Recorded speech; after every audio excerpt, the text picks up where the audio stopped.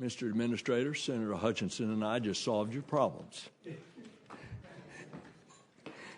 only be working with you on it.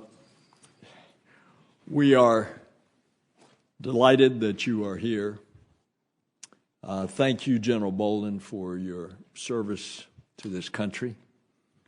A long and distinguished career in the United States Marine Corps, the astronaut office, and now as the administrator of NASA.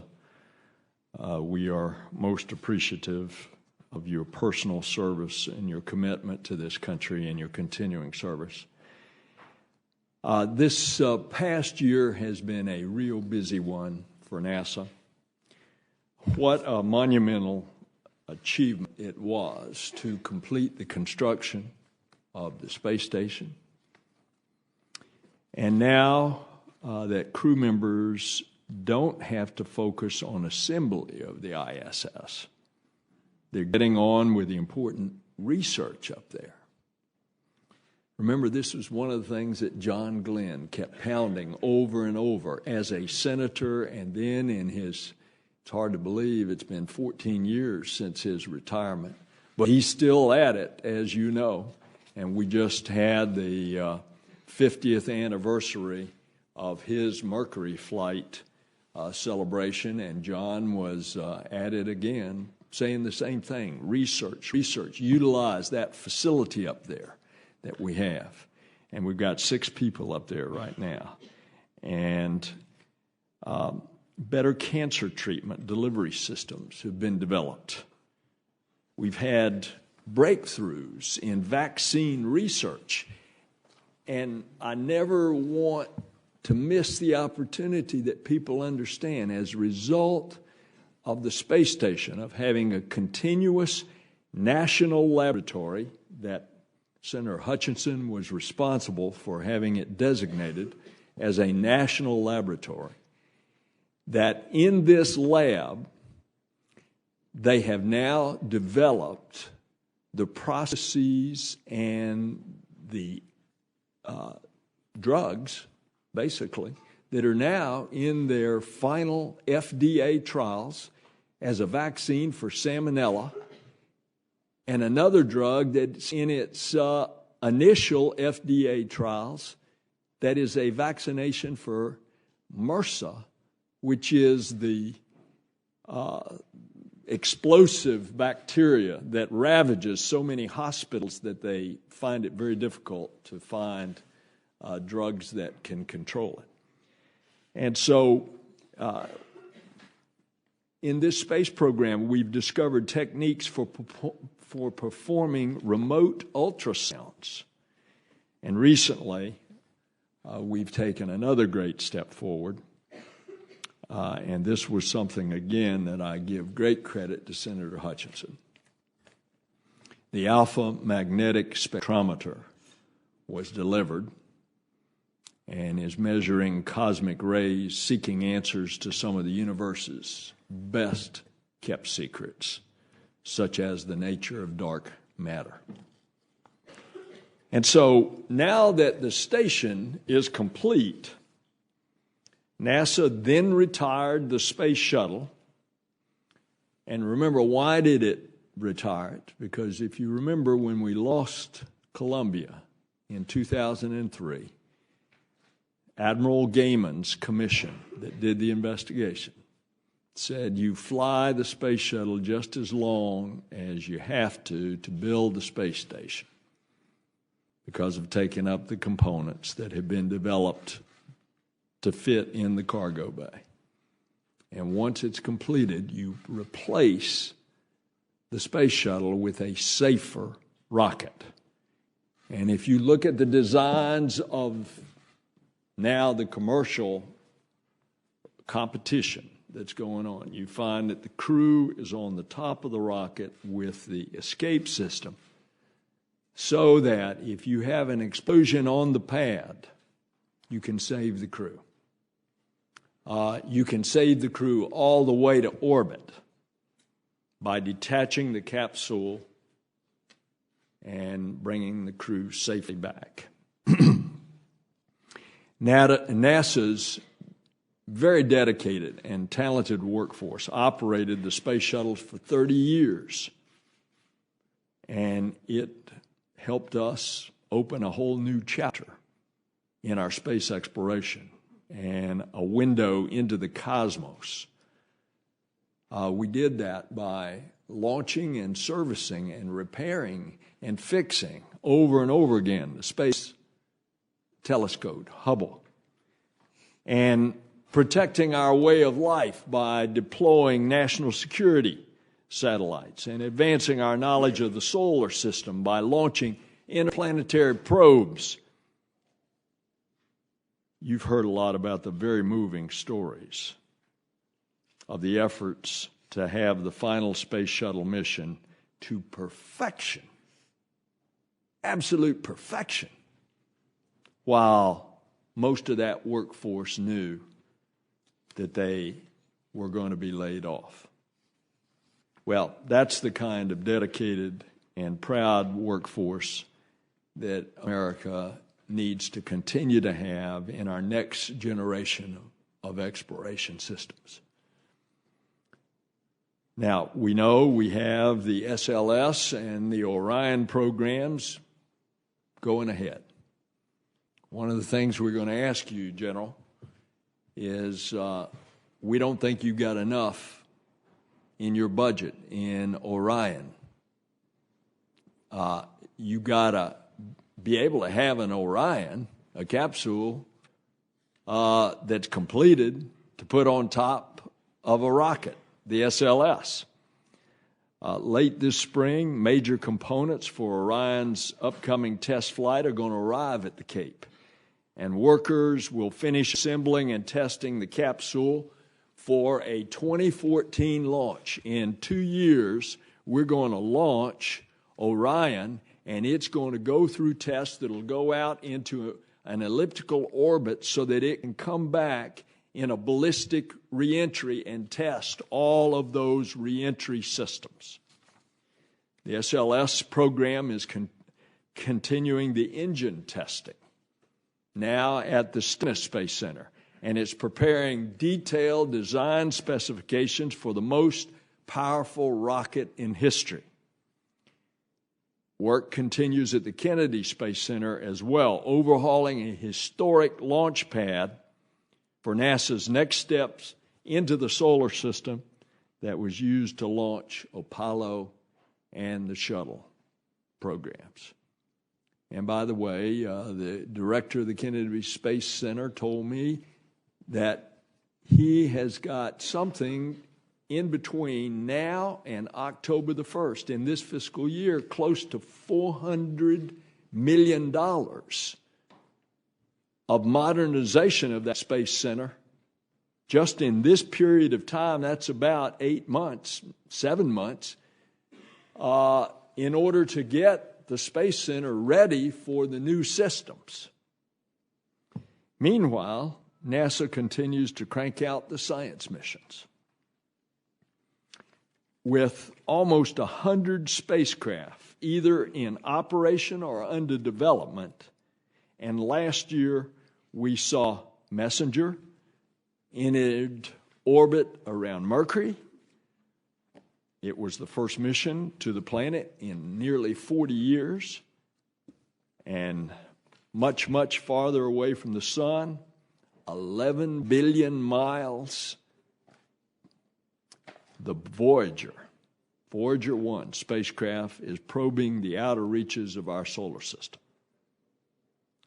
And looking out into the galaxy, the Kepler Planet Hunting Telescope has discovered over 2,000 potential planets, and over 60 of them have been confirmed.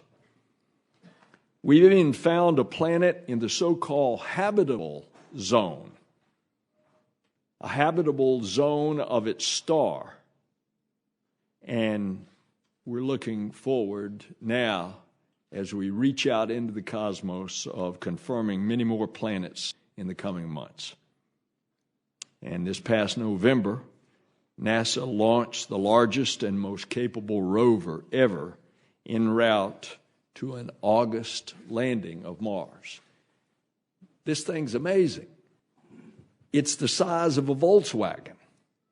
It's going to have two eyes that pop up, and as it roves, we're going to see it real time with the delay of the transmission from as far away as Mars. It's got a scooper that it's going to go down and scoop up the Martian soil and then analyze it. It's got a beam that it's going to zap rocks so that we can analyze the chemical components. NASA also continues its mission to keep watch over our home planet, seeking to understand the complicated interactions of the Earth's dynamic systems. And, of course, the first A in NASA, Aeronautics. Aeronautics research continues as NASA continues to look for new ways to improve aviation safety and revolutionize air transportation. Hallelujah, we finally passed the FAA bill. We can start getting moving to the next generation of air traffic control. All of that's going to come off of the satellites. Where did the satellites come from? They came from our space program. And NASA continues to reach out to students in all 50 states, inspiring and educating our next generation in ways that only this space agency can. So today we're here to see if we can continue the progress of the past year through this next year and beyond.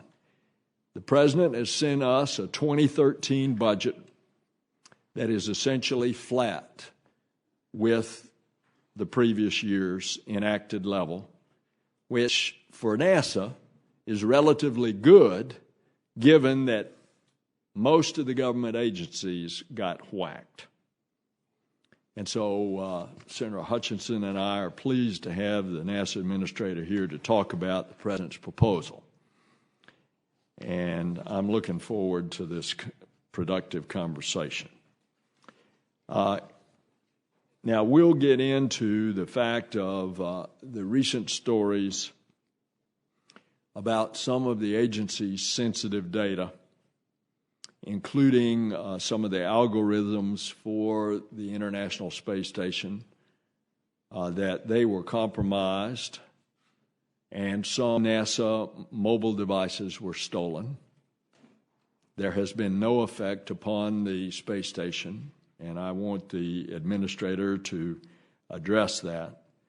There are also reports that foreign intelligence organizations were thought to be involved in the hackings of additional NASA computer systems, which is not unusual, by the way, because foreign intelligence operations, as well as rogue operators all over the globe, are trying to hack into every computer system of the United States government, and it goes on in massive numbers every day. Space travel is an international endeavor, and having this type of information out of our control certainly could compromise NASA's status as a place where we can secure our data. The President's request is about $2 billion under the amount this committee authorized for the agency, leaving us with some tough choices on how to preserve the balanced approach for NASA. But safety and security of information can't be on the chopping block, and we'll address that. So looking beyond the President's address, we're very pleased to have astrophysicist Neil Tyson here for our second panel to talk about the broader context of NASA and what space exploration means to the country. Dr. Tyson has made a career out of discussing the very complex issues associated with space science and exploration in a way that educates and captivates and excites the public. And Dr. Tyson is no stranger to the subject of our space program, having been appointed twice to presidential panels examining the future of NASA and the aerospace industry. So I'm really looking forward to the testimony of both of you all. And I turn to my partner, and I say my partner, because we wouldn't have a NASA authorization bill back in the fall of 2010 had it not been for this lady right here. And we wouldn't have had the funding over the past funding cycles that has kept NASA at a much better level than a lot of other agencies, than if it were not for Senator Kay Bailey Hutchins. Well, thank you, Mr. Chairman. And I want to say that you are certainly downplaying your role in NASA, and the commitment that you have has been absolutely fabulous and important for our ability to pass an authorization bill, which a lot of people didn't think we could, and then further to help get the appropriations that would keep NASA in a place where it can really do the job that we're asking it to do, and which we basically agreed to do. So we're here to try to keep that momentum going in the right direction. I was out at Johnson. The Johnson Space Center has a wonderful program for Cub Scouts. It's not in NASA, but it's in the Visitor Center. And Cub Scouts come from all over Texas, and they have an overnight in the Visitor Center. And I was with a group of those Cub Scouts recently, and the question they asked me was, why has America given up on spaceflight? Now, that was in the last week. And, of course, I said, we're not giving up on space flight. It is a very important move forward. But our shuttles were wearing out, so we are now rebuilding to go beyond where we have been before. But that's not out there in the public. And we need to do the things that assure our young people, who are the ones we want to entice into science and loving the exploration and knowing what it has done for our country, to stay with us and to understand this importance. So that brings me to the agreement that we finally got last year with this administration. And I want to say what we've agreed to. We've agreed to develop the heavy launch vehicle to carry the Orion crew exploration vehicle to destinations beyond low Earth orbit. We have agreed to bring to fruition the beginning of operational commercial cargo delivery flights to the International Space Station. We've agreed to support the development of commercial capabilities to launch crew to and from low Earth orbit, focusing initially on transporting crews for the International Space Station. And we've agreed to support the ongoing development of the James Webb Space Telescope to not only replace the amazing Hubble Space Telescope, but also to see even more detail further into the universe. So we've agreed to all those things. But Mr. Administrator, the actions don't seem to be following the words of the agreements. And that's why I'm glad that we are having this hearing and hoping that we can all have not only words, but the actions that will take us in the direction that we've agreed we should go.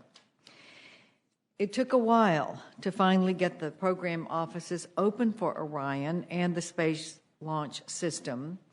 And finally, I think late last year, we were able to come to an agreement that we would move forward on that. The fiscal year 2013 budget request was our opportunity to review the actions of the administration toward providing the funding needed to meet our agreed to activities. But reviewing that budget and the call that you made to me gives me great concern, and I have to question the degree of the commitment that we made, all of us together, to go forward for all of the things that we said were our priorities. So now we all understand that we have fiscal challenges, but I believe within the budget that we have, which, as the chairman has said, is basically pretty flat considering the rest of our budgets, knowing that exploration is not something that can be totally prescribed and adhered to, because things happen when you're breaking barriers and you're doing new things that you have to address. But I think we have the available funds. It's a matter of how we put those funds into the actual implementation. And I have questions about the amount requested and the procurement approach that is taking place for the commercial crew development. I remain concerned about the loss of critical workforce and skills that we must have to continue NASA's advances forward into the future. I want to hear what you have to say and hope we can get back on the same page where the budget meets the agreed to goals. I am very pleased that Dr. Tyson is here because he is a scientist, and of course that is a very crucial part of the big picture that we need to develop.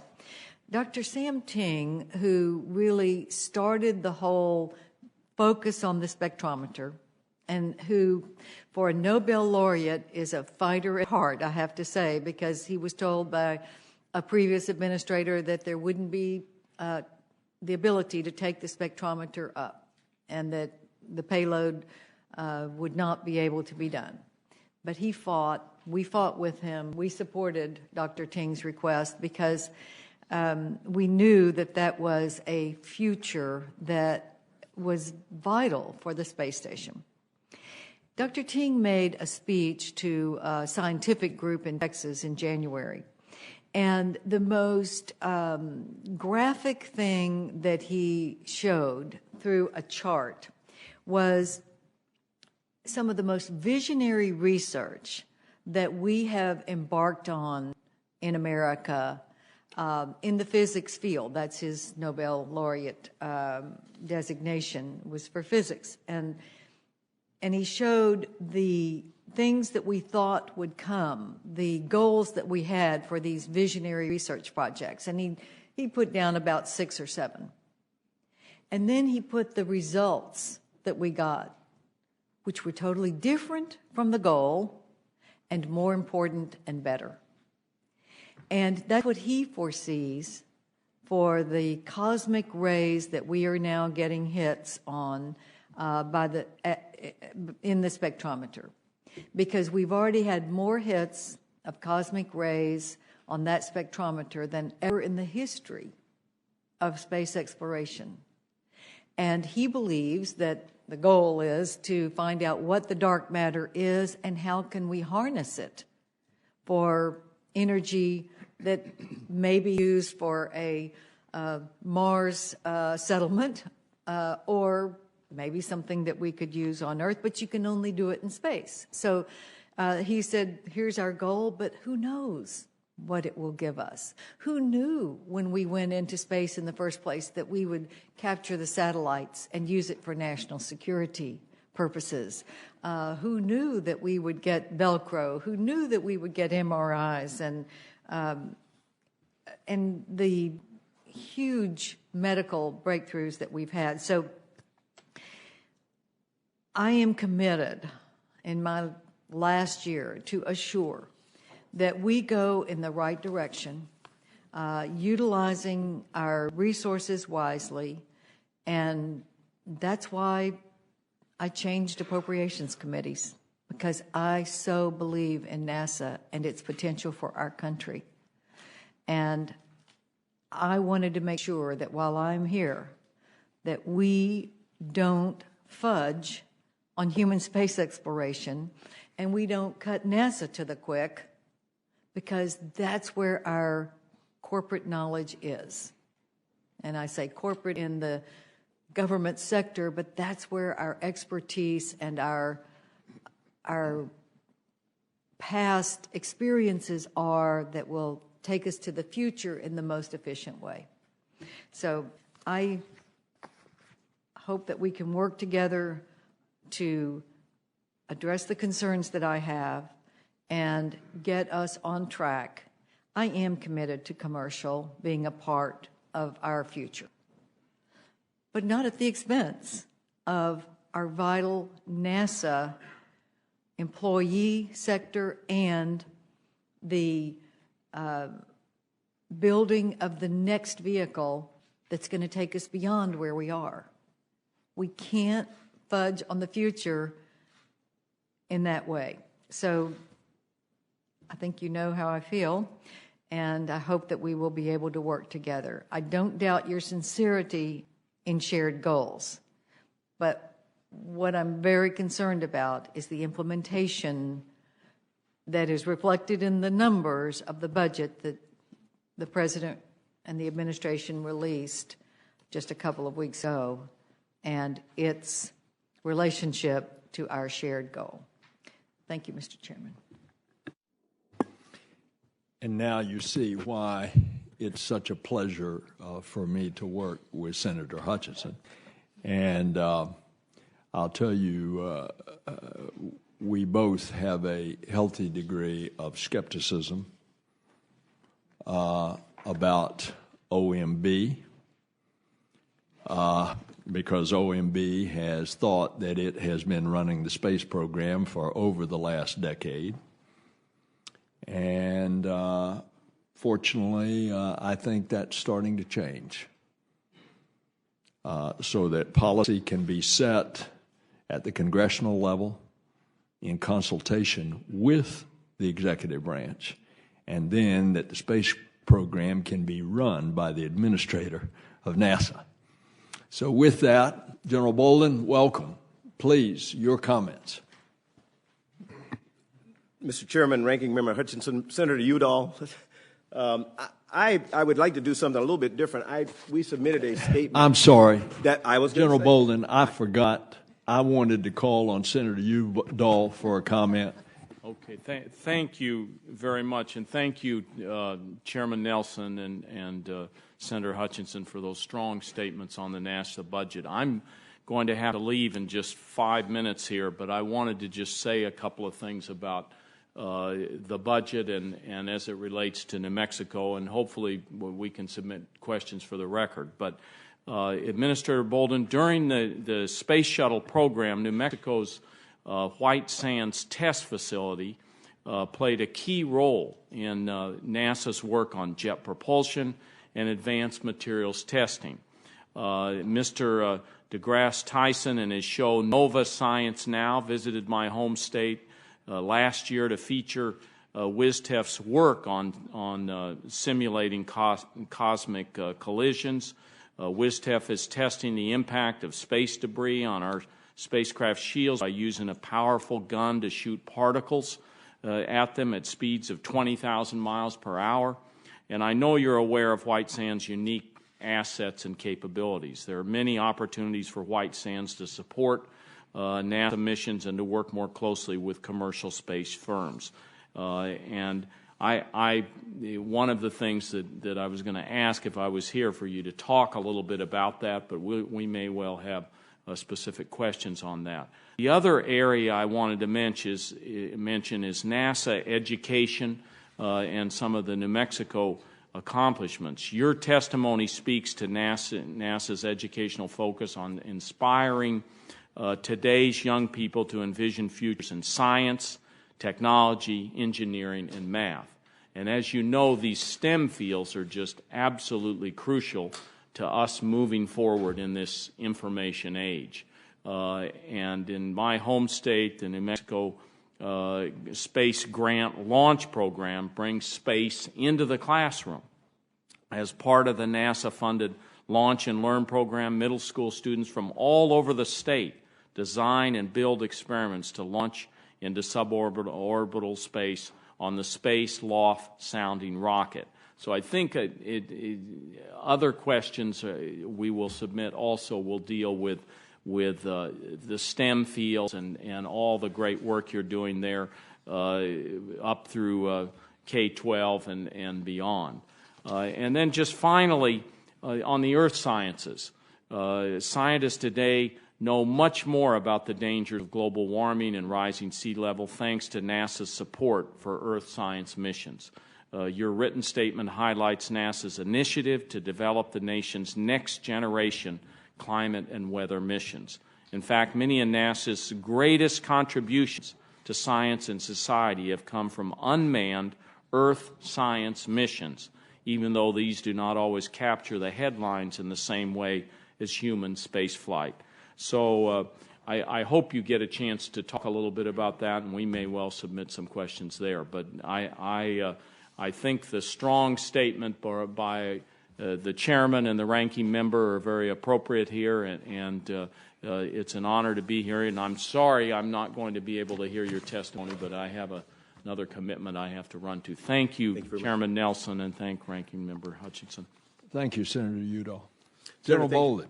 Thank you very much. And Senator Nelson, Senator Hutchinson, Senator Udall, I would, because of the fact that you have presented very eloquently much of what I was going to say, as has Senator Hutchinson, I would like to do something unusual, and I would like to submit my oral statement for the record and just share with you some highlights from it, if I can. And I will also say I want to thank you for putting me before Dr. Neil deGrasse Tyson. He is a dear friend of mine. He is an incredibly eloquent presenter of everything that I would like to say. And he will actually present to you, because people always want to ask me about supposition. What would it be like if? I'm going to talk about what it is like based on the difficult economic times that we face. But I think Dr. Tyson will talk about what it would be like if, and he speaks very eloquently to that. I feel somewhat like a friend of mine who had to speak between Neil Armstrong and John Glenn recently at a tribute to Senator Glenn. So I understand I'm inadequately prepared to be here, but I will try. I will say, first of all, the President has allowed us to put together what I think is a very ambitious exploration program. It does, in fact, fit within the confines of the budget that we anticipate being able to get and that we hope we'll get, and it does, in fact, live up to the promises of the 2010 Authorization Act. And I'm glad that Senator Hutchinson mentioned the three priority areas for NASA and the nation, and I'll talk about that a little bit more. But I do want to remind everyone that these are very difficult times economically, and so what we tried to present was a balanced approach to accomplishing those three priorities that the President and you all agreed upon through the 2010 authorization. I think, as everyone knows, the budget is $17.7 billion. Everything we propose, we think, is critical to ensuring America's continued leadership in space exploration, as well as our stewardship of the Earth. NASA, I personally, are committed to making this national resource, that is the International Space Station, available to a broader scientific and commercial research communities, as you have mentioned, Senator Glenn emphasizes, you talked about, and Senator Hutchinson talked about. And I will mention, I'm glad that Senator Hutchinson mentioned our friend Dr. Sam Ting, and I would remind everyone, AMS, as incredible as it is, would not be bringing us one piece of data were it not for the fact that it has a home. It is on the International Space Station, and had it not been for the existence of the International Space Station, we might not have AMS doing what it's doing right now. So the International Space Station is critically important, and you hear me emphasize that over and over and over again. I am also committed to ensuring that American companies launching from U.S. soil transport our astronauts and their cargo to the International Space Station. We're on track to develop a flexible deep space launch system that will ultimately be the most capable in history. We're pushing forward with contracting and design efforts to advance this critical next-generation space exploration system, and our fiscal year 13 budget request supports our plans for an uncrewed SLS test flight in 2017 and a crewed test mission by 2021. And I don't want anybody to miss that. Those are hard dates. and they are evidence that we are pushing forward with the development of the SLS and MPCV. We're also confident that, that this budget supports a 2018 launch for the James Webb Space Telescope, as we came up with after the replan for that particular mission. The request also supports a portfolio of innovative science missions, and we could go on and on and on talking about them. Everyone is disappointed that we had to take a breather, if you will, but to step back from our negotiations with the European Space Agency on a program that they call ExoMars, that we agreed we would participate in planning on. However, we are now developing a new integrated strategy for Mars missions to ensure that the next steps to Mars exploration will support the science objectives that were laid out in ExoMars, the priorities established by the National Research Council's decadal survey on planetary science, and also support our human exploration. The fiscal year 13 budget request continues to support a robust Mars program in spite of what you may have heard. Absolutely essential to obtaining our ambitious goals is the further development of aviation science and space technologies, and we have that funded in this budget. We're going to conduct aeronautics research to enable the realization of the nation's next generation air transportation system, or NextGen, which will provide for safer, more fuel efficient, quieter, and environmentally responsible aircraft that will operate with NextGen. I'm really grateful. NASA, as an agency, is grateful to the American people and to all of you on this committee who have provided support to us in these very difficult and challenging times. But as Senator Hutchinson alluded in her opening statement, priorities have to be established. She was incredibly helpful in helping us establish the 3 priorities for the agency, and the SLS MPCV for exploration, the International Space Station shored up by commercial crew and cargo, which is the test bed for that exploration, and then the James Webb Space Telescope is what promises to be the most incredible instrument for science and exploration of our universe ever known to mankind. SLS and MPCV are hard evidence that we are pushing forward with our exploration program. We have flown tests on MPCV. We have done drop tests. We just completed some the other day. We just finished another test firing of the J2X at Stennis yesterday. This is hardware. This is not design drawings. This is hardware. I contend that we are probably much farther along on SLS MPCV than we are on any of the other 2 priorities. So I would really challenge anyone who says that we are stepping back from our promise. We are not doing that. And Senator Hutchinson, as I've said to you many times, I'm dedicated to this. And we are doing what we promised we'd do.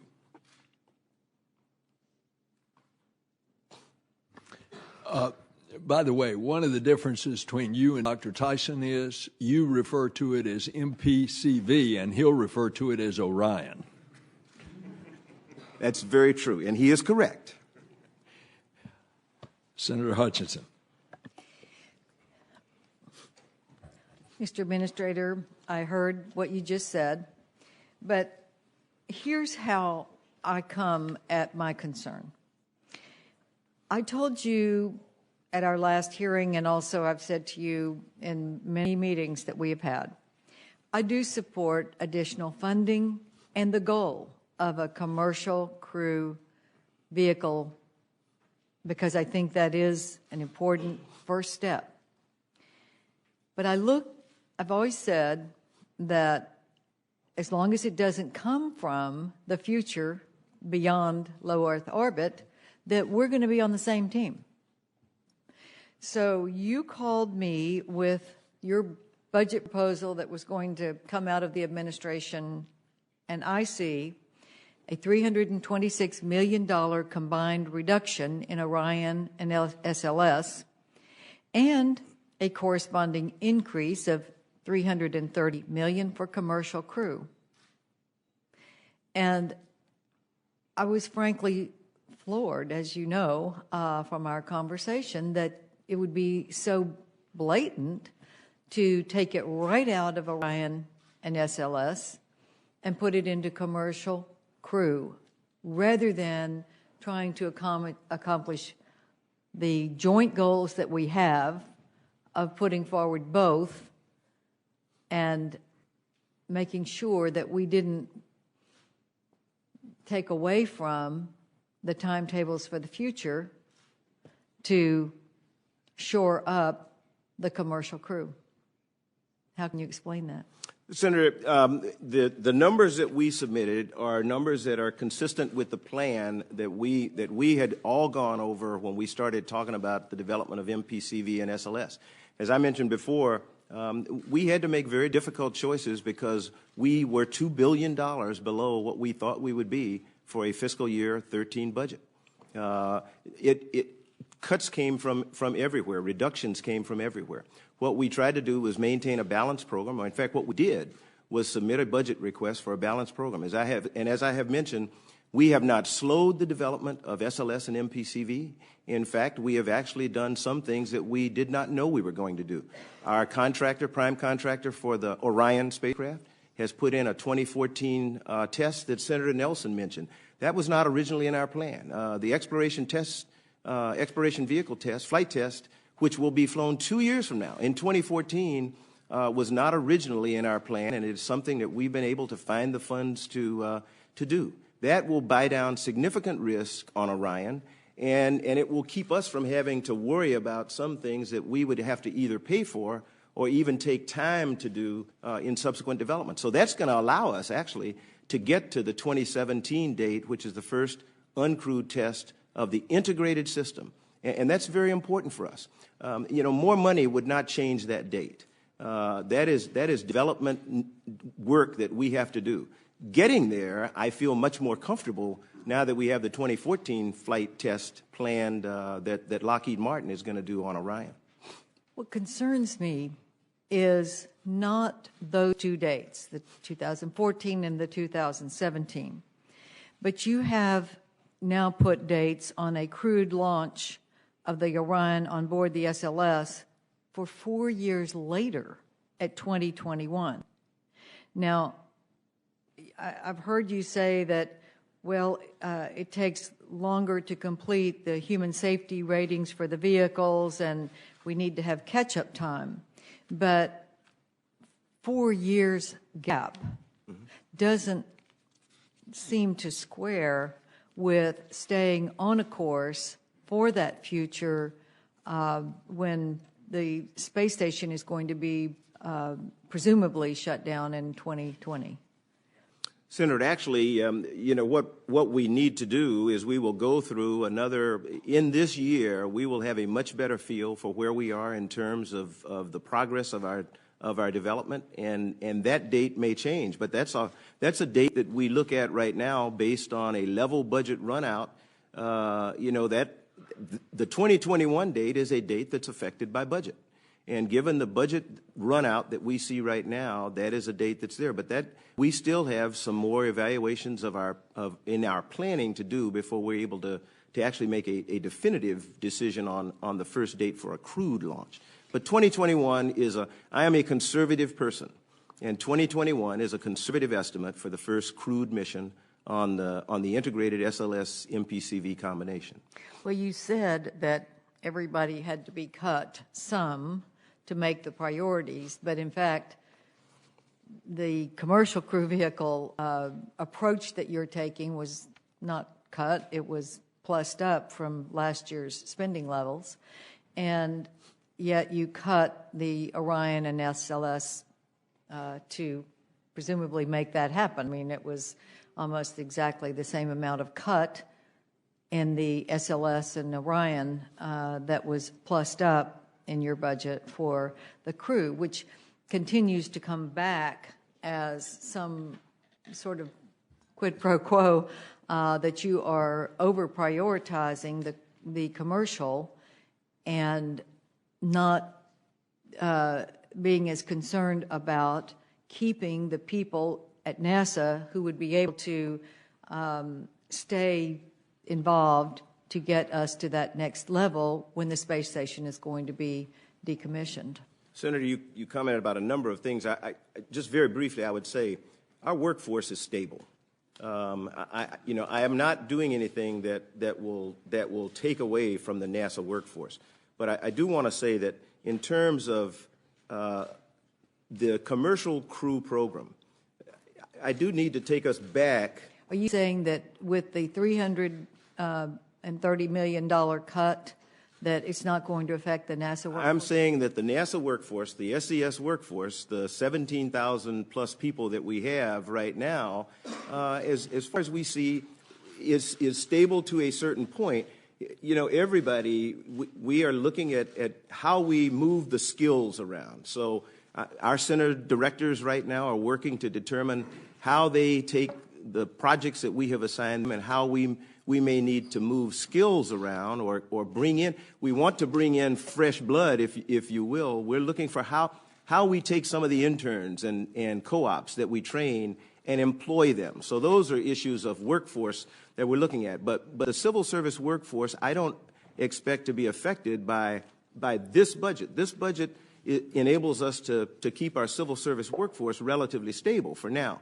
What I do want to emphasize is when we talk about commercial crew, it's very easy to use $406 million as the baseline. That's not the baseline. If you all will recall, my original request was over $1 billion. We brought that down for fiscal year 12 to $850 million. We were cut by half. When I was asked last year, what effect does it have if you don't get $850 million? I said that directly affects the date of delivery of commercial crew capability. That is how we got to 2017 instead of 2015, 2016. And any subsequent reductions from what the President has requested for commercial crew only serves to delay the amount of time that we have a commercial and American capability to get our crews to the International Space Station. The reason I wanted to emphasize the importance of ISS is I have to be able to support that. You know, I'm not worried about it right now for cargo because of STS-134 and STS-135 that this Congress funded after the President's request. So we all worked together to get that. And it is really important that we got STS-134 and 135 flown because now with the delays that we may see in getting to a viable crew and cargo program, we are not worried about having to demand station. I need to get American crews to station on American vehicles and decreasing the amount of money below $829 million, what we request, will not help close that gap. Mr. Administrator, we agree that we need to get the commercial crew up so that we're not dependent on the Russians. In our authorization bill, we provided the allocations that would allow that to happen without taking from the longer term, the beyond low Earth orbit vehicles. The authorization level was $500 million. That was signed by the President. That's part of the agreement. So when you come in and ask for $850 million and you take it right out of Orion and SLS, we've got a disconnect here if you're saying that is the baseline budget. No. $500 million is the authorized level.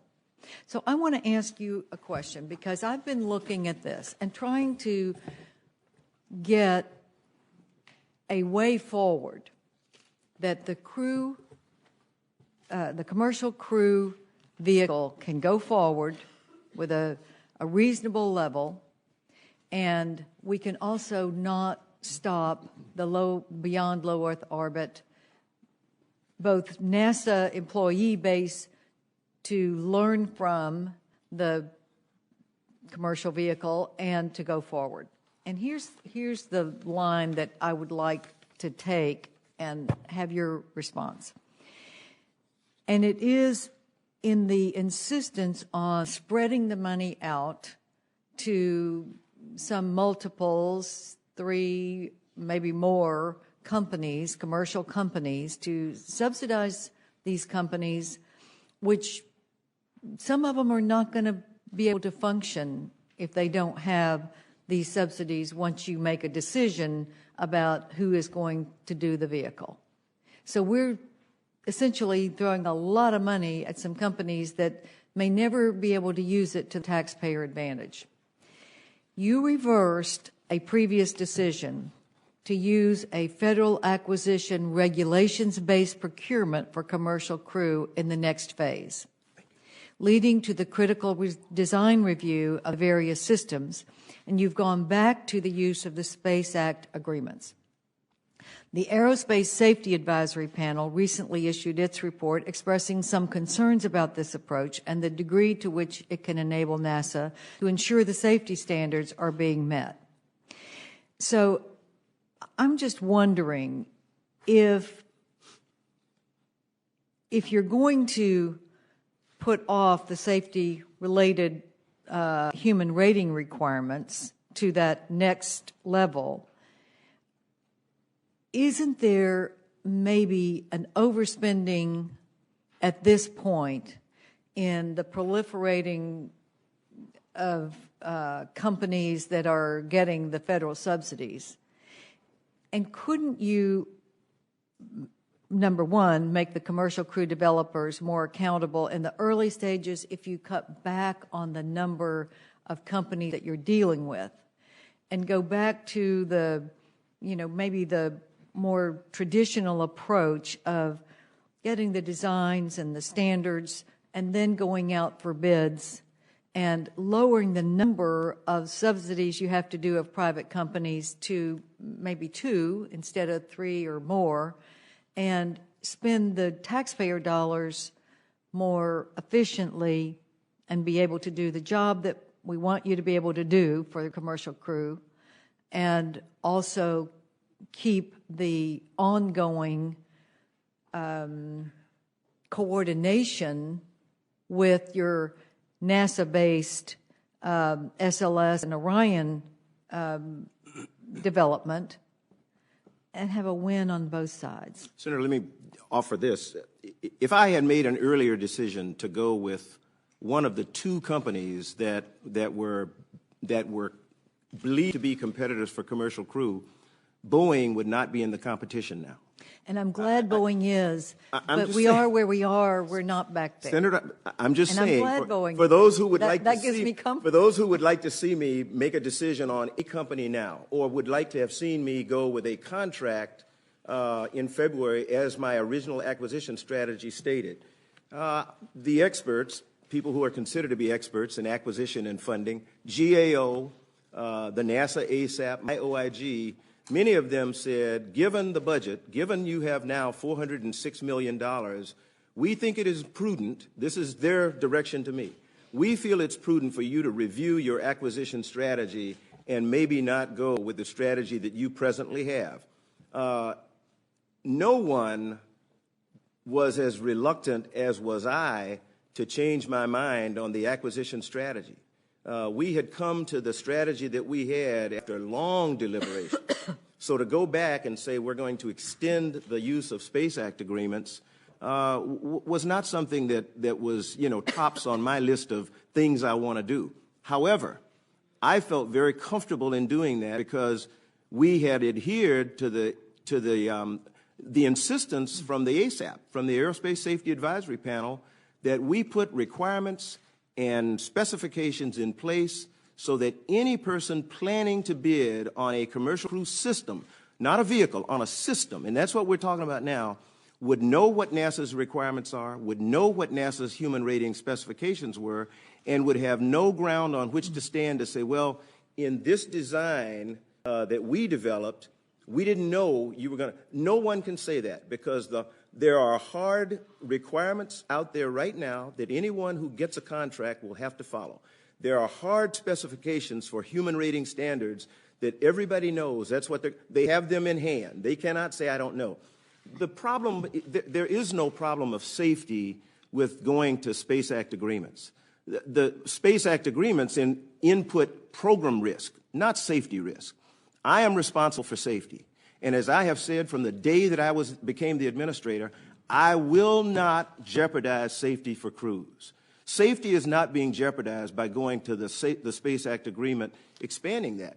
But we the still budget will, and will the guarantee future, safety. Mr. Administrator, the budget and the future are being jeopardized. So if you say the safety is there, why not go to fewer companies now that you do have the ones that are going to be the most serious contenders? Why not go like they did the F-35, for instance, where you did go through 2 pretty comprehensive and do it within the budget that we've agreed to that was in the authorization. F-35 is not a great example. It's not a good comparison because there was a long road before getting to that point where they came down to two competitors. They went through much of what we did. But I need to give these companies time to learn lessons that NASA has learned through blood. And that is the advantage of extending the Space Act agreement period of time. It is now giving Ed Mango and his commercial crew team an opportunity to put people in the facilities. We have NASA employees who are on site with the contractors, acting as consultants, seeing how they perform, seeing how they do their work, overseeing what they do in terms, or not overseeing in terms of control, but looking at the way that they carry out their design and productivity. We are much better off having a little bit more time to look at them and determine who the real players are, such that when we finally go out with a request for proposal 14 to 20 months after this, that we know we'll get a good product. We still think we're going to have a crew system available in 2017. You know, that date is set. Now, that is something that more money might be able to change. But for right now, 2017 is a date that is not in jeopardy with the President's budget.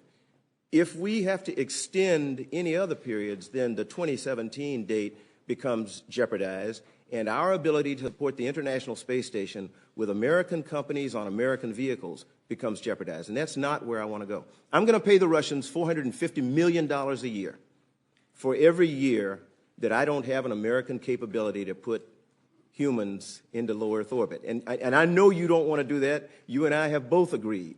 But that's the price I pay, $450 million. If you add that to 406, I'm up to $850 million.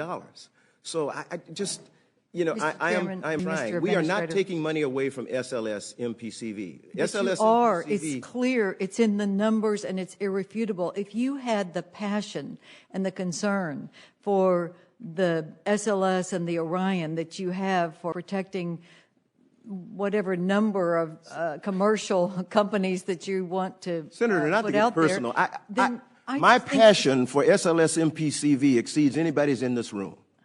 Well, so it's not shown in the numbers, Mr. Senator, Administrator. I That's fight the problem. for SLS MPCV just as much as I do for every other of the three priorities we have agreed It took us a year to even get a contract that would even begin to be put out there. The NASA administration has drug its feet on the other of the human space flights that we have on our agenda and continues to push above the authorization levels and act like that's the baseline budget.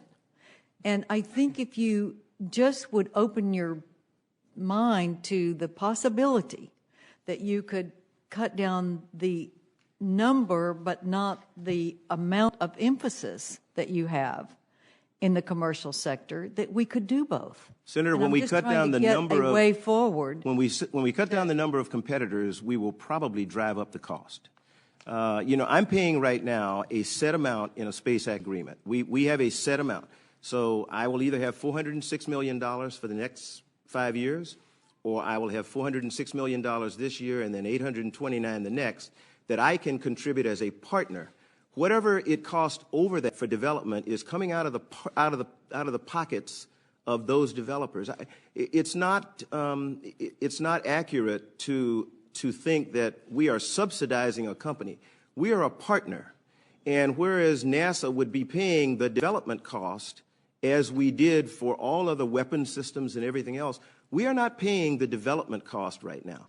The company is paying the development cost minus whatever I can give them through the COTS program, through the commercial crew program, through other programs. It's really important to do that. Once we sign a contract, then I'm on the hook to pay for whatever they say it's going to cost. There is no sharing anymore. It's now my cost. They don't put in a penny. So if the bill is $1 billion, I get it. The American taxpayer gets it. And that's where it's going to be. If there are mistakes made in the design because I cut them short of this 14-month period that we're given right now, and there are engineering changes required, I'm going to get that bill. The American taxpayer is going to get that bill. I know it doesn't seem like it, but this is going to be cheaper for the American taxpayer in the long run. We are going to get a much better product in the long run. We are doing what we can. We took the best we had from previous programs and put them into SLS and MPCV. That's why I'm so confident about that program. There are a lot of knowns in SLS and MPCV. You look at the first stage propulsion system. Those are shuttle main engines. You look at the upper stage rocket that we one day will have, the J2X. We're testing that engine. We're getting confidence in that engine. You look at the basic design of the vehicle. It's stuff that we're very familiar with. The only unknown is what the boosters are going to be, because we know we've got to have advanced boosters. And industry is coming in, even as we speak, with recommendations on what those advanced boosters will be, and we're going to get the best that American industry can provide. So I am much more confident, about SLS MPCV, and that may be the reason that it appears that I'm not passionate about it. I am incredibly passionate, but I'm also a lot more confident because this is something that we're a lot more familiar with, to be quite honest. Thank you, Mr. Chairman. Thank you, Senator. General Bolden, we're going to, I want to recall for everybody here the history of how we got it to where we are on the amount of money for the commercial rockets. Remember, it was the House of Representatives that had whacked the president's request of $800 million down to $300. We in the Senate had passed an appropriation of $500 million. And so naturally in the conference committee, we were able to get it up, primarily Senator Mikulski, the chairman, and her ranking member on the appropriations subcommittee, Senator Hutchinson, to get it up to $406 million. Now, I'm very sympathetic to what you're saying, that in order to stay on a schedule of 2017 to launch commercial crew, you're going to need more than $406 million. And so in these constrained budget times, the question is, where are we going to get that? We certainly don't want to take it out of the big rocket or Orion. But I also am concerned about the fact that on the big rocket, it's great. We're going to test it in 2014. That's in 2 years. We're going to start launching big systems in 2 years. And you're going to do a more outfitted test in 2017. But then it takes 4 years from 2017 to 2021 before you put the first crew on board. Now, something just doesn't seem right there. Why the delay of 4 years? Senator, as Bill Gerstenmaier has testified before this and other committees, the development program for the SLS MPCV, for the system, is a very complex program. We are still looking at what we have to do once we fly the test on Orion in 2014. We still need to understand what challenges we have in this development program. So it's actually, I would hate to say it's too early, but it is too early to say definitively how long it's going to take to get to first human flight. We have said before, there are ways to fly earlier. It is a matter of budget if you talk about can you fly a year earlier or 2 years earlier. But there are other things that we just don't know yet. We don't know how well our processes are going to respond to changes that we've made. We don't know how rigorous our management techniques are going to have effect. Efficiencies that we have tried to put into this system and its development based on lessons we learned from Constellation, it's just too early for us to know whether those have taken effect or not yet. I could assume we are going to get the efficiency gains that we're counting on, but that would not be very good because I would find myself back in a situation as we were with Constellation, where we now don't have enough money and we don't have enough time to meet the date that I promised you. 2021 is a conservative estimate, and we feel confident we can get there with the budget that we have and the budget we're submitting for 2013 with the run-out that's there right now. Well, remember also in the context of where we come today, the House of Representatives had also completely, basically eliminated the James Webb telescope. And in the attempt in the conference committee to get that money back in so that James Webb could proceed, which is going to take us back almost to the beginning of time in the universe, and therefore is an extremely important scientific mission. But you know, with a limited amount of money, we know we're asking you to do an awful lot. But they came a long way to get it up to 406 for commercial crew and put back the money for James Webb. So what we need to do is work with you at coming up with a number for commercial and not at the same time sacrifice anything on the big rocket and Orion. For example, you've got a request of $200 million less for Orion than was enacted in 2012.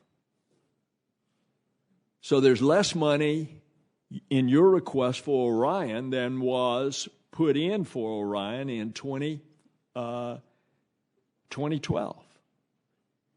And we just got to work this out.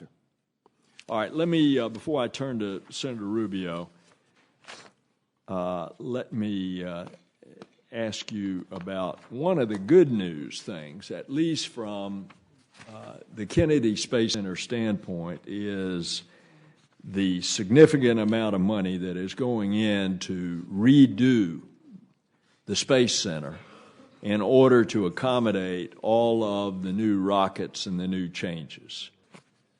But in the way that it's put about in the budgeting, it gets confused. It looks like 21st century is diminished when, in fact, a lot of getting ready for the 21st century space program is you can't fly a rocket unless you have a launch pad. And so there's a lot of construction money in this fiscal year between now and September the 30th of this year that's going to be going into the redoing of facilities at the Kennedy Space Center. You want to comment about that?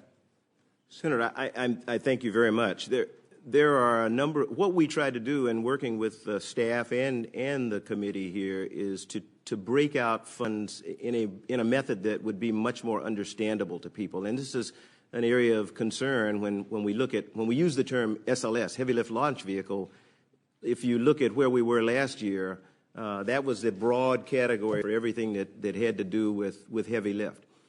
What we've tried to do in this budget and what we are doing in practicality is we break out funds that are spent on ground systems, not the vehicle itself, into what we call exploration systems, exploration ground systems, and 21st century.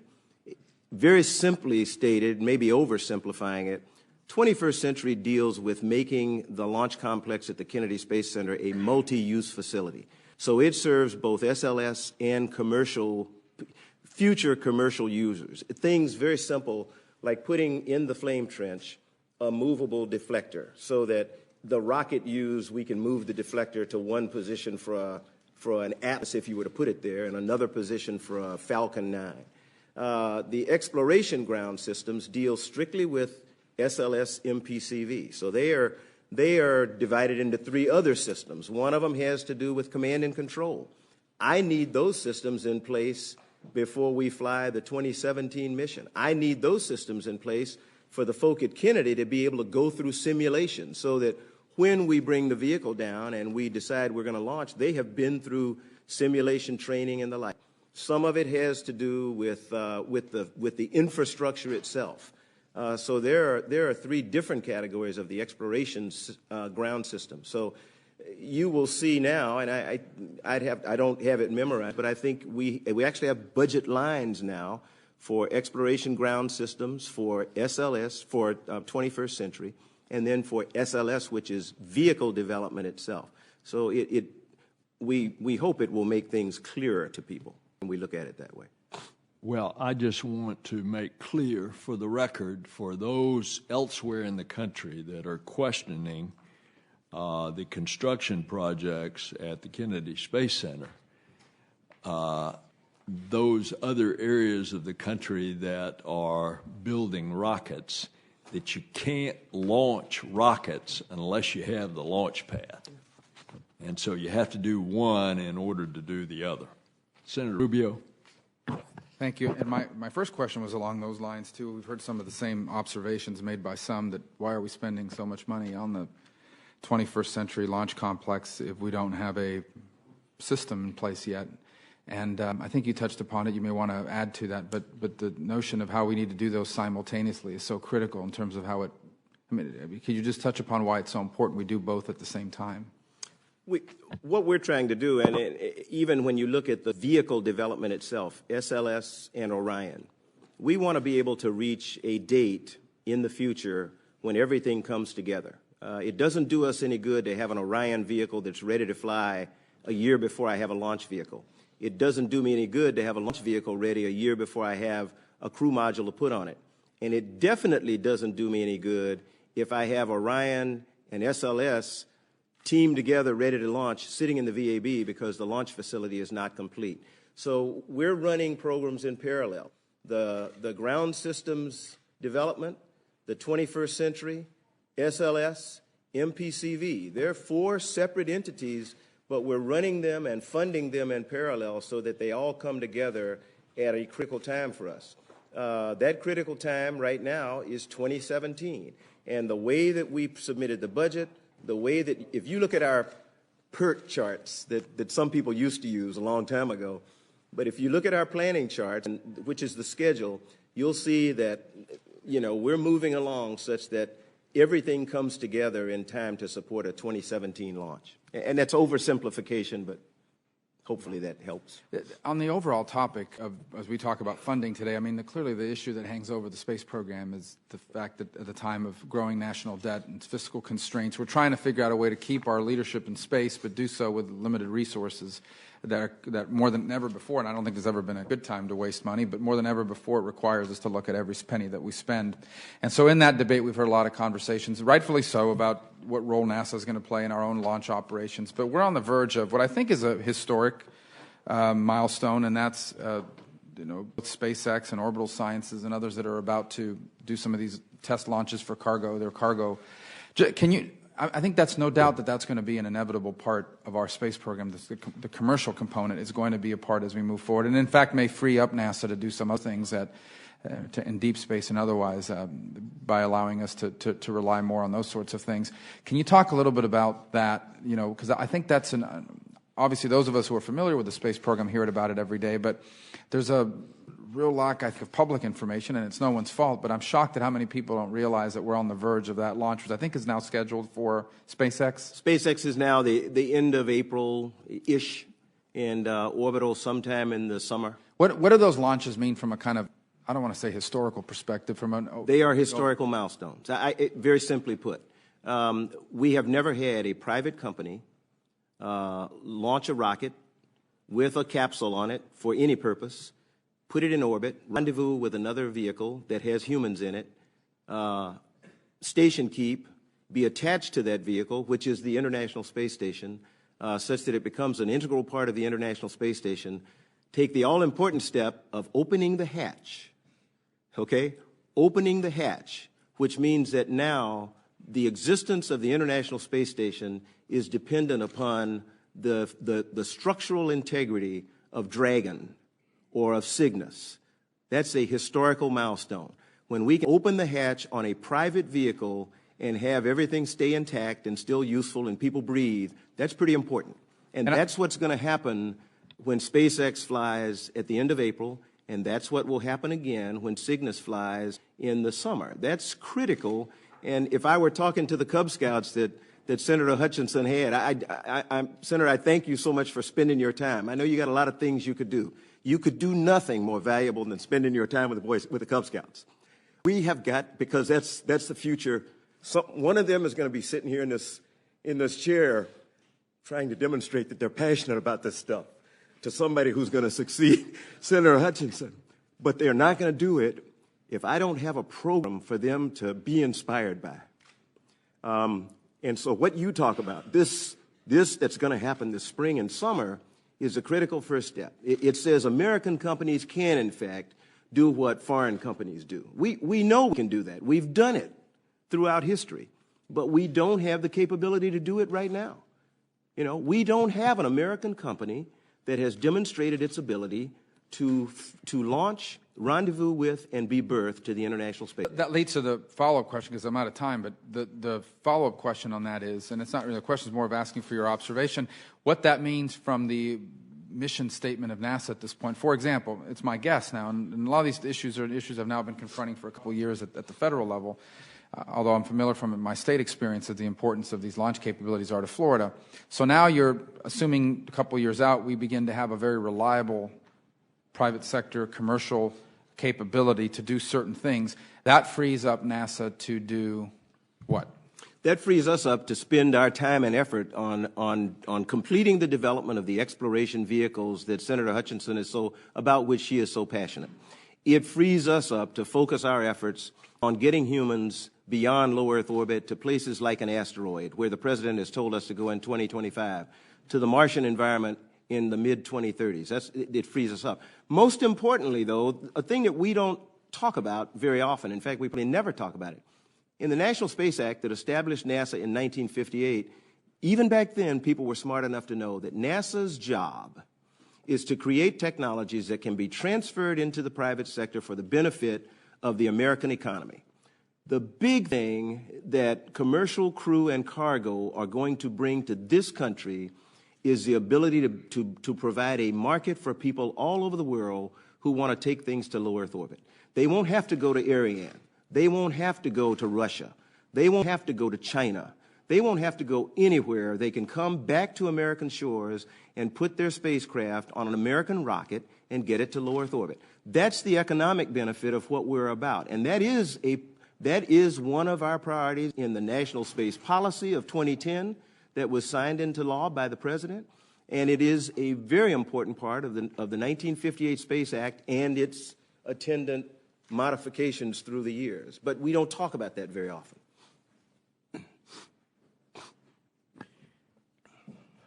We'll wrap this up with one additional thing that I want to ask you, Mr. Administrator. The NASA Inspector General, Paul Martin, recently testified before the House that NASA has been the subject of numerous cyber attacks, some potentially stemming from foreign intelligence agencies and organized criminal enterprises. And he stated, and I quote, "Skilled and committed cyber attackers could choose to cause significant disruption to NASA operations, as IT networks are central to all aspects of NASA's operations."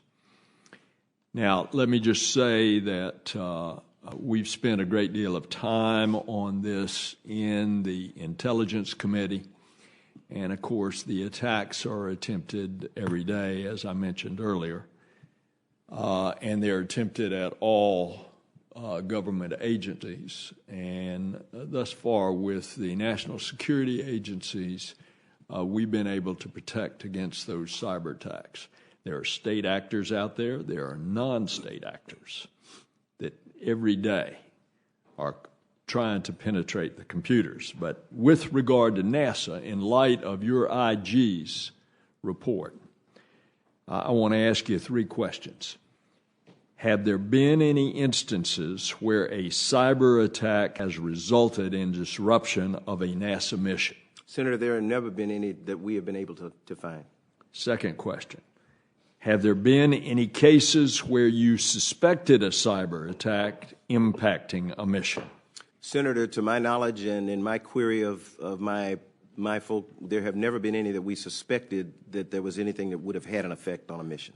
So the loss of the algorithms with regard to some of the functions on the space station, there is no evidence that that had any effect upon the operation of the station. Senator, there was no effect on the loss of anything on station, but I do need to elaborate a little bit, if I may. No one's as concerned about cybersecurity and IT security as I. And you've heard this from the head of the NSA, from the chairman of the Joint Chiefs of Staff, from the Secretary of Defense. This is a serious threat. There are three areas when we talk about IT that concern us all. One is thefts and losses, and we talked about this a little bit before. One of the things that I'm doing is emphasizing to our employees that they have to be vigilant. They can't leave a computer, a laptop, a laptop that has NASA information on the front seat of a car. Locking the car with a NASA laptop is not sufficient security. They can't put it down when they go to an airport. That's personal discipline and the like, and we can affect that. We can't affect someone breaking into an office at NASA headquarters and stealing a laptop or a computer. The other one is hacking and intrusion. That happens to all of us, and I don't know that we're ever going to stop that, but what we do is we put safeguards in place. If you go to the if you're talking about the International Space Station, it's not impossible to do anything, but right now we're confident that we have a system of encryption.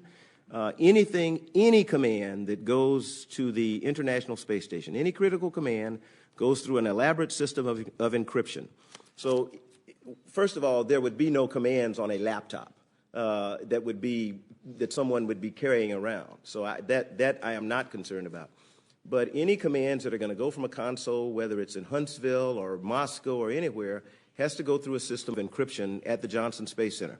In the case of disasters where we would transfer responsibility to Huntsville, Alabama, it would go through the same encryption at the Marshall Payload Operations Center, which would assume control. So the third area is encryption, and that again is personal behavior and discipline. And what we will tell our employees, if you are going to put what we consider to be critical information on a laptop, encrypt it. It's very simple. Just encrypt it such that if your laptop falls in the hands of someone else, they've at least got to go through some effort to get it. They don't just open up the laptop, turn it on, and there is everything as the IG, I think, may think happened in this case, but I don't know that really happened. We haven't had an opportunity to look at the report and the evidence that he has to even determine whether someone really did have vital data that was readily available on a laptop. So you think algorithms were lost because they were on a laptop? Senator, what I have to say is the issue that Paul Martin raised is in a pending report that I have not seen. So I would rather not comment on the contents of what was in his report. I have checked in my organization, and to my knowledge, but I will take it for the record, we have not seen the report to which he referred. So we definitely have not seen the information that he has or the evidence that he has. So I can't even say that there were algorithms on the laptop, but I will take that question for the record and get back to you. But you can assure this committee that were the algorithms to get into some third party's hands that wanted to do something bad, that they couldn't because you encrypt any of the commands that go to the station. Senator, I can assure you that if, in the unlikely event, someone ended up with a laptop that had critical commands for the International Space Station or any of the payloads on board, if that unlikely occurrence happened, they would still have to get through another set of firewalls at the Johnson Space Center because everything that goes to the International Space Station, as it did with Shuttle, is encrypted prior to transmission. And we have verified that So they would not be able to get commands to the International Space Station. Okay. As you're doing your investigation, you might also find out why only 1% of NASA laptops and portable devices are encrypted versus a government average of 54%. And Senator, that's the encryption issue that I mentioned, that I can take action there, and I intend to do so. I can make it a policy or reemphasize the policy that when critical information goes onto a laptop or a personal device, that it's encrypted or it not go on that device. That's a matter of behavior and personal discipline. That's not a foreign entity. But it's also a matter of policy. That is a matter of policy. And that is, why is NASA so far behind the rest of the government in securing the data on its portable devices? Senator, I will try to one more time. Prior to this week, it was my impression that I had established a policy that said no one would do what they did. So once again, it is the leader who thought something was done and now has to go back and find out whether it was really done. So the way we can wrap this up is if you will just give us a full briefing, classified if necessary, once you have reviewed the IG's report. And then in that briefing, tell us the procedures and what you do to investigate those occurrences that are mentioned in the IG's report. Senator, I'll be certain to do that. Okay. Senator Bozeman. Thank you, Mr. Chairman and Ranking Member. I apologize for not being here earlier. I had a couple of people from Arkansas that I had to introduce at another committee. But I think in the interest of time that I'll go ahead and just listen. Thank you, Senator. Senator Hutchinson, any further comments from you? I think I've made my point, and I think he's made his point, and we have to work together to hopefully get more flexibility. Yes, ma'am. Thank you. I think the long and short of it, of what we're saying up here, is that we want to see that Orion is getting sufficiently funded so that it is ready by the time the big rocket's ready, and not vice versa. And the other thing that I will say is that I think that we're going to have more money than this year's level into the commercial rockets so that we can at least keep on that 2017 schedule for launching humans to the space station. And, of course, my preference, and I think most people's preference, is if there's any way we could get those into 2016, which was the original target. Sure. So with that, Mr. Administrator, thank you. Senator, thank you very much. Very, very much. And I would like to call up the second panel. Dr. Tyson.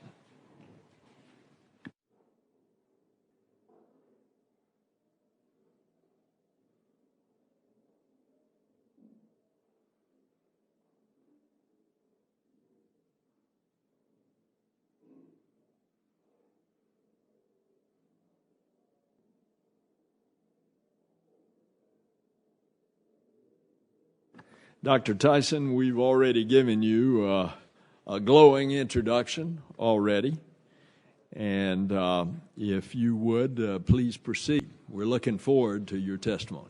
Thank you. Thank you, Mr. Chairman. Senator Hutchinson, Senator Bozeman, thank you for your attention here. I want to just preface this by saying I was born the same week that NASA was founded. And while that specific point is of little relevance to the words of my testimony, I would say it's of great relevance to the feeling with which I deliver these words, having the same lifespan. I want to start off with a quote from a famous aviator, French aviator, Antoine Saint-Exupéry. This quote may be known to some of you, but I think it bears repeating often. If you want to build a ship, don't drum up people to collect wood, and don't assign them tasks and work, but rather teach them to long for the endless immensity of the sea. So that's a point of view that will matter for what follows here.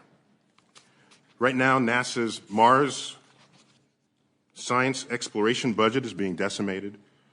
We're not going back to the moon. Plans for astronauts to visit Mars or anywhere beyond low Earth orbit are delayed until the 2030s. On funding not yet allocated, overseen by a Congress and a president to be named later. When I think of our golden era of space exploration, the late 1950s, right on up through the early 1970s, over that time, very few weeks would go by before there would be an article in a newspaper, in a magazine, where a cover story would extol the city of tomorrow, transportation of tomorrow, the home of tomorrow, even food of tomorrow. And in spite of this optimism, that was a decade that was perhaps our most turbulent in a century since the Civil War itself. We all felt threatened from the Cold War, total annihilation, in fact. There was a hot war going on, losing 100 servicemen a week, the civil rights movement, assassinations, and the like. The landscape was poisoned that decade. Yet, one of the jewels in the American crown was our exploration of space. From what I can tell, the people who did the dreaming back then were the scientists, engineers, and technologists. And it's a community of people who are formally trained to discover. They are discoverers. And what inspired them? Ask them. Everyone to a person will tell you it was America's bold and visible investment in a space frontier. Now, I happen to know, and we all have had this experience, exploration of the unknown doesn't always make a priority for people. I tell you, however, that audacious visions have the power to alter mind states, to change assumptions about what is possible. And when a nation allows itself to dream big, these dreams prevail in the citizens' ambitions. They energize the electorate. During the Apollo era, you didn't need government programs trying to convince people that doing science and engineering was good for the country. It was self-evident. And even those not formally trained in technical fields embraced what those fields meant to the collective national future. Remember, that was the climate that birthed the New York World's Fair, which was all about tomorrow, and the iconic Unisphere, which donned 3 rings, evoking the 3 orbits of John Glenn in the Mercury 7 capsule. During that age of space exploration, any jobs that went overseas were the kind nobody really wanted anyway. Those that stayed in this country were the consequence of persistent streams of innovation that could not be outsourced because other nations couldn't yet figure out how to do what it was we were doing. In fact, most of the world's nations stood awestruck by our accomplishments.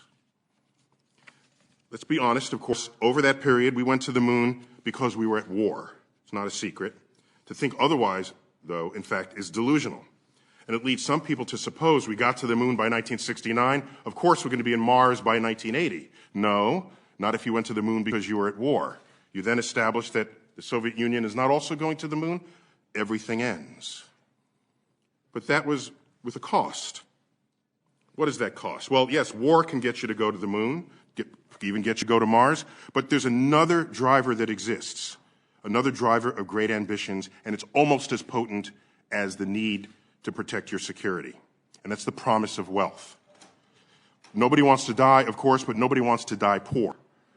Fully funded missions to Mars and anywhere beyond low Earth orbit, commanded by astronauts who today would be in middle school, would reboot America's capacity to innovate as no other force in society can.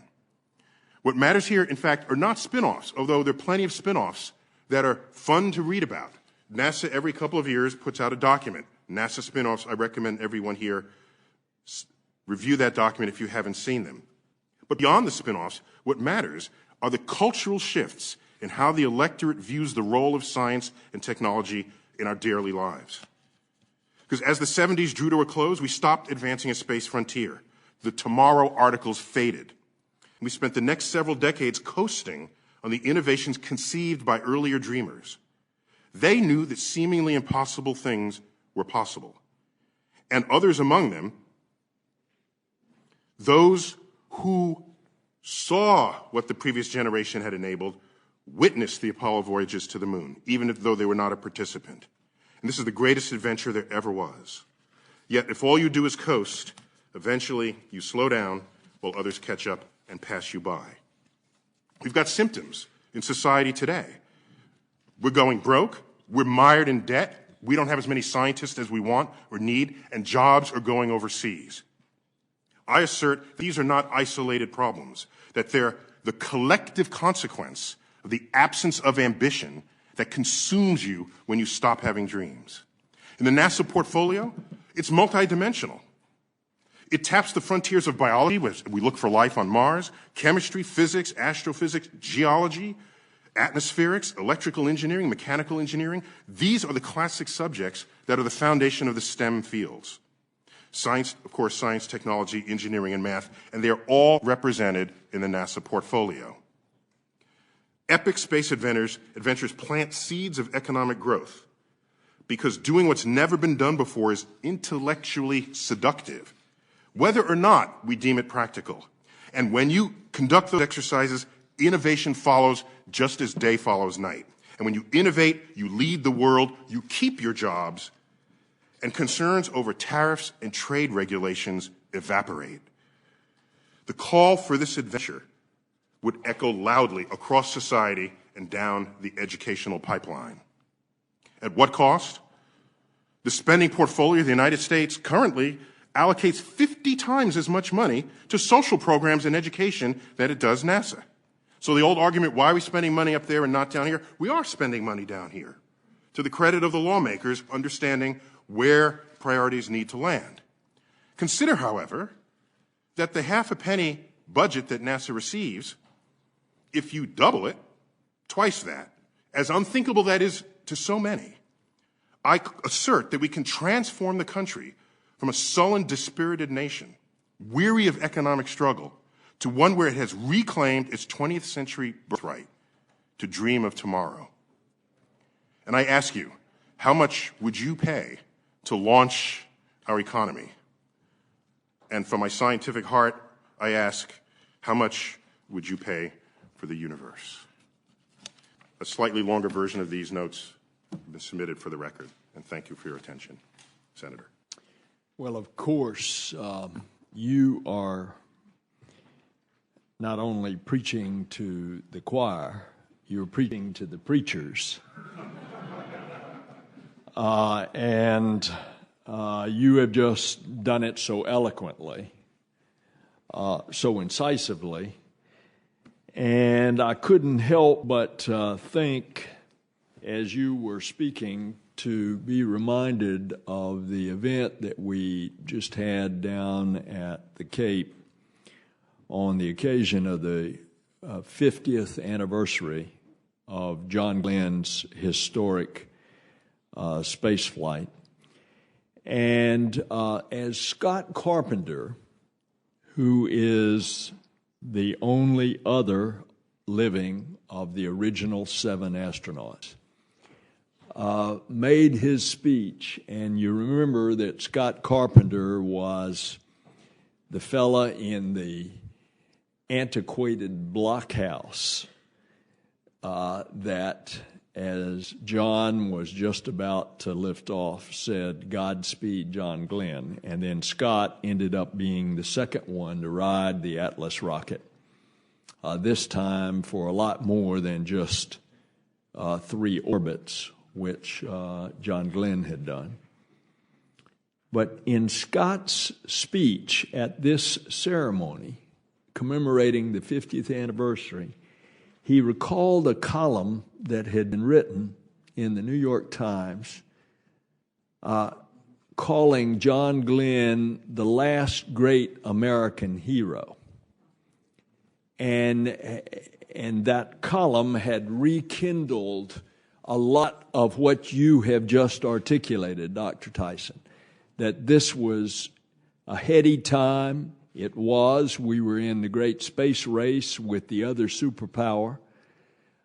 So much was hanging on the success of this program, and then during that time that you talked about, the 1960s, not only did we launch Glenn after the Soviets had beat us into space, but then we took over and we took care of business and did it against an extraordinary backdrop. And we were the envy of the world. And in this column, as Scott is talking about this, was John Glenn the last great American hero? He quickly then said, no, we're going to come to this point again because it's going to be the commander of that mission when it goes to Mars and lands and returns. And so our objective is, how do we get from there to there? If I may react to that, I think any nation at any time has the capacity to create a hero. It just has to have ambitions with goals set so that one among us then steps forward, accepts those risks. Some of those who go forward don't come back, and this is an understood risk and fact of the history of our species. But those who do, who succeed, they get remembered forever. And I would assert that I would claim that the conversation needs to be taken to a new place. Because apparently, the argument that science is important, or the argument that exploration feeds the energy of our DNA, I have not seen that be as successful as it should have been over these years when NASA comes back to the White House and to Congress hat in hand looking for money. But what I have noticed is that NASA as an engine of innovation, not simply by the innovation that occurs within the agency, but by the culture of innovation that it spreads into the land. It is that culture that is responsible for economic growth. And so if people see NASA as a charity agency for the satisfaction of some engineers and scientists, they are not understanding the actual role that NASA has played in the growth of this nation, in the economic growth of this nation. So this half a penny on a dollar, I say take it to a penny, find that other half a penny somewhere, recognize that penny on a dollar as an investment with a return that will so outweigh that one penny that you put in that you'd be kicking yourself wondering why that investment wasn't made earlier. And I'm not talking only about spin-offs. And they're great spin-offs from power tools without cords and the perfecting LASIK surgery, making it cheap and affordable and precise, and the grooved pavements. The list is long.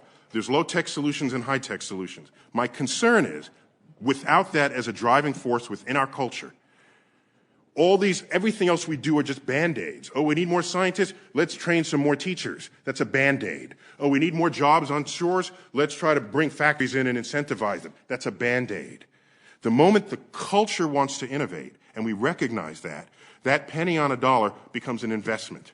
And it's not simply an investment in our identity, which it is, in our character, in our pride. It's all of the above. But what I have found in my read of the history of cultures, that if you can find an investment that returns economically, you take it. You do it. And the pathway from the investment to the return dollar takes a little longer than an elevator ride to explain how you get that. Innovations take place. Patents are granted. Products are developed.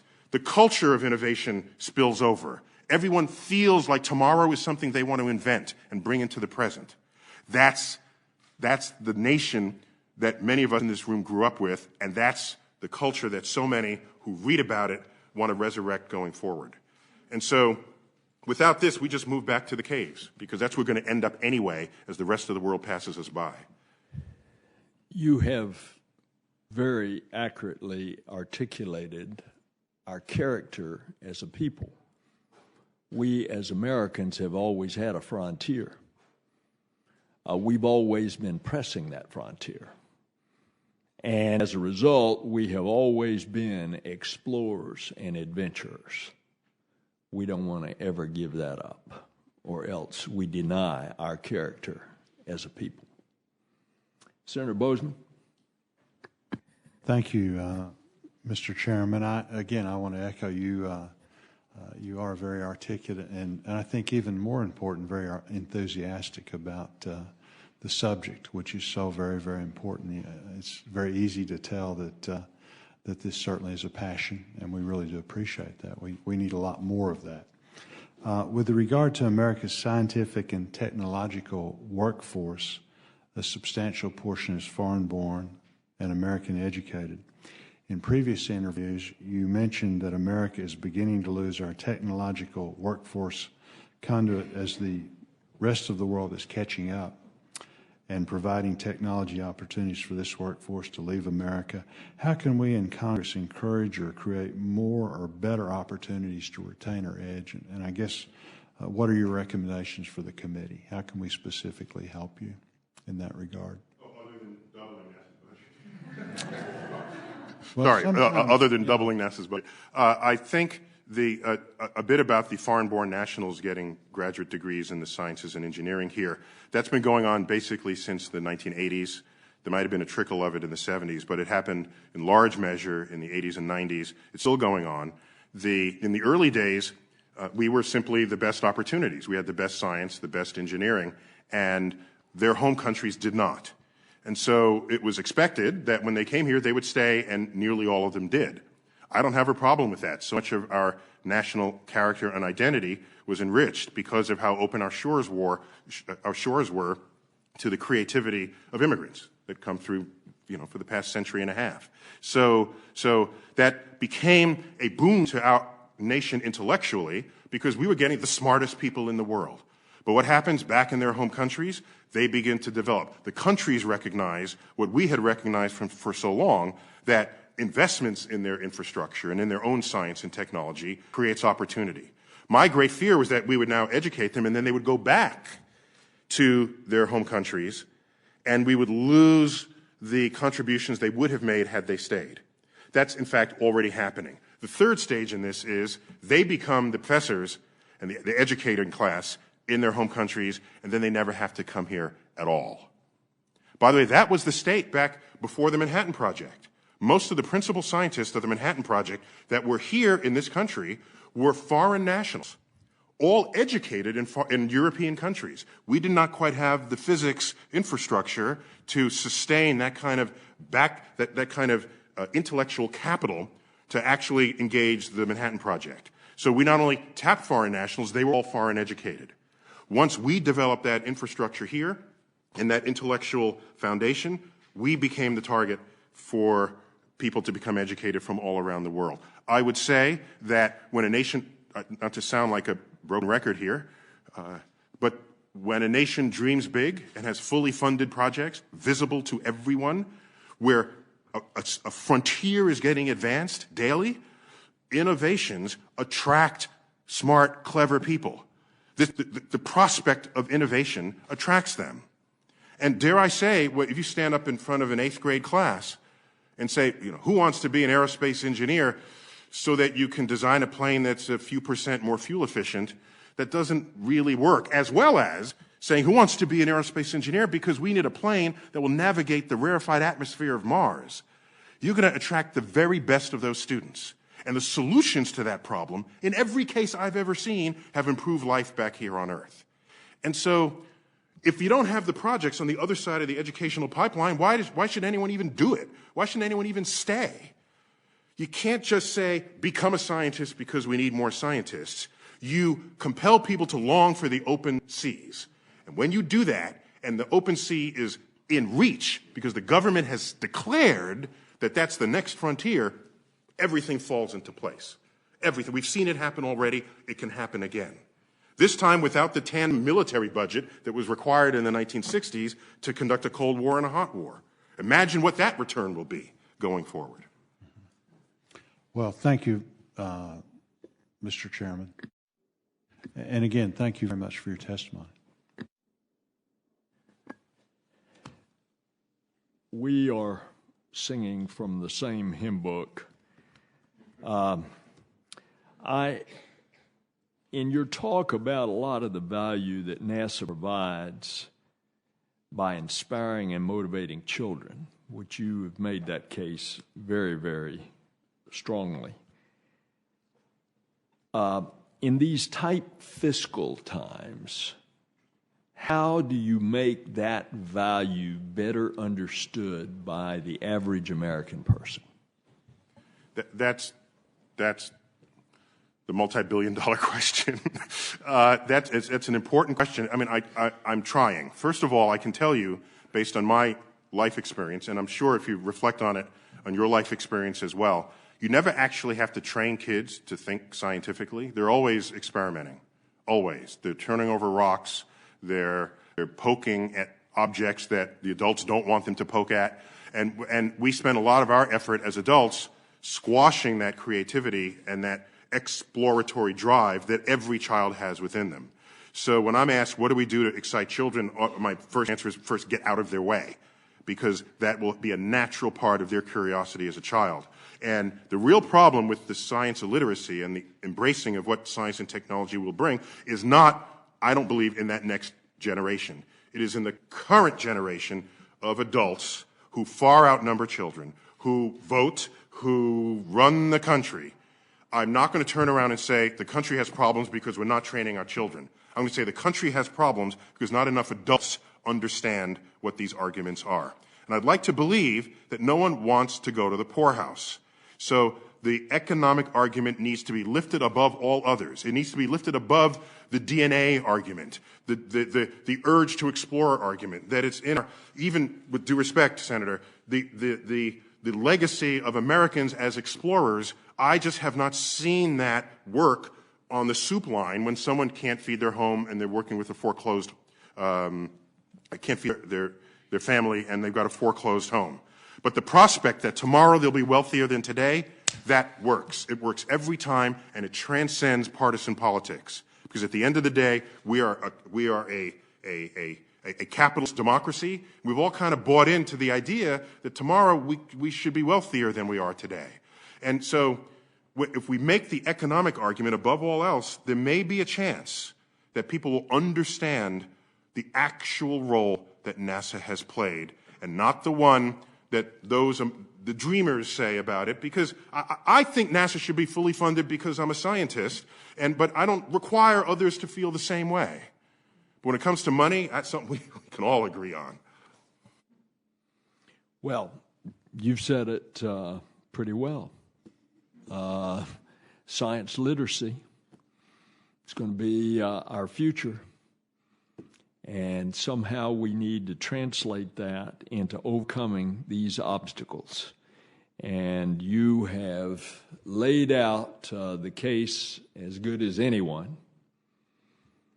Now we just got to keep on keeping on to get the message through. And I'll say, if you want to do the homework, check out the GDP per capita in the 1960s into the 70s, 80s, and 90s. It's in the 30% across that decade, the 10-year rise in the GDP per capita of the United States. Just watch it drop as the decades unfold, and that's us coasting on it. And if you average the 90s with the 2000s, it's basically flat. And so the future, as goes the future of NASA, so too does the future of this nation. And with that poignant thought, thank you, and the hearing is adjourned.